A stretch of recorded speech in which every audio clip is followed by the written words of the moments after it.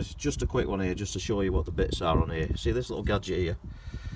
This is the actual electronic part to the dump valve. So obviously when you let your foot off the accelerator, this actuates, and it has a vacuum coming from the bottom of the engine down here.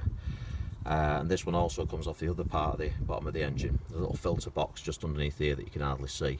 And this pipe here that goes along goes to the actual dump valve. So if you have a look down there, you see that little cream coloured valve on the side of the turbo. You see the pipe going into it, that's your actual dump valve. Now on startup, what it does that, it actuates vacuum in here and opens that up so it starts up properly. And then it'll close it off to give you your boost pressure. And obviously when you take your foot off the accelerator, it then dumps. So this here literally pulls a vacuum on here, opens that valve at the back, which dumps it all back up here, back down. So it's like it's just dumping the air, the boost pressure, back down into the engine. That's why it's called a recirculation valve.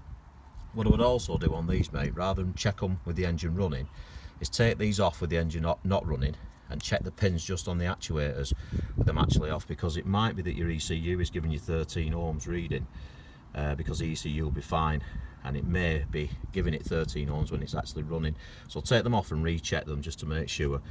But all you need to do is take that off, literally stick it in your gob, suck on it so you can feel it pull the actual actuator in, stick your tongue on the end and it should hold it there. If there's a problem, if there's a rip in it, what'll happen is it'll lose its vacuum, and then it'll end up, where you can feel it on your tongue sort of getting looser and looser.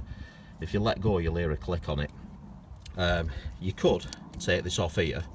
All you do is push that pin in and pull it off like that, and that will disconnect that, and then drive it round just to see if you've got full boost pressure with it off. Because if that's not working, if that's not actuating, then it might give you an idea whether it is that or not. The only other thing it could be is people have had splits in this part of the boost pipe here. Also, when you look down here, you can see that one, this one here, that's running down into the intercooler, and there's another one that runs up, which you can hardly see on this video here, into where the inlet chamber is. That comes off the other side of the the intercooler. So sometimes they blow off at the bottom. You'll have to get it up on the ramp to check that, and spy underneath where the bumper connects up at the bottom. There's one other thing that I've heard of, that these come off at the back sometimes, right at the back of the turbo, which you can't see here.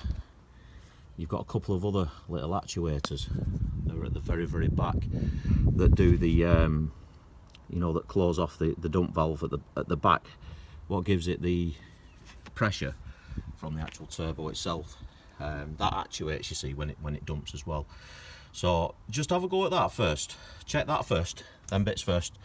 Make sure that when these are off, obviously just pull them up. You know the score with this now, you should be able to unclip them. So all they do, come up like so, and then you push on there and it pops up dead easy. And just check them pins that are inside there, yeah? So clip that back on. I brought the tabs off mine time ago through checking them, so but they stay on, they don't come off or anything like that. And then check other pipes like these things here, like these pipes here, which are the crankcase breather pipes and what have you. But sounds to me as though it's definitely them. If you're losing it and gaining it, these are not working correctly. But again, give them a quick check and let us know how you go on, mate. Alright buddy, catch you soon.